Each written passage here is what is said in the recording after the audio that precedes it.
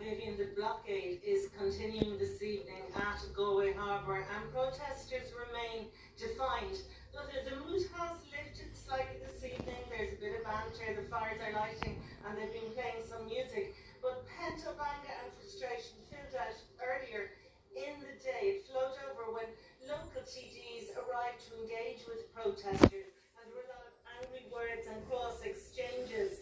But maybe the direct intervention of government party TDs like John Connolly, Fianna Fáil's Galway West TD, and Pete Roach, Fine Gael's Galway East TD, might have eased, created some wriggle room on the ground to maybe progress towards negotiations at national level. Now, there's no indication yet whether the Army or the Gardaí are coming in to remove the tractors and trailers. We don't know yet what's happening there. And questions are being asked about the scale of such an operation, how it would actually be executed in reality to remove all these heavy trucks and tractors. But it remains to be seen. Gardaí, meanwhile, are keeping a close monitoring of the situation around the clock. But this evening, Vivian, one thing's for certain, the blockage of depots across the west of Ireland and across the country is now taking effect.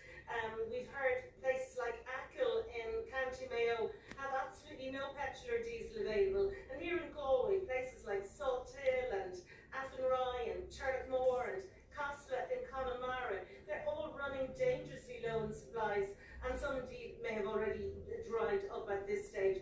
So the situation here remains calm but volatile, and we will be watching and waiting for any escalation in developments.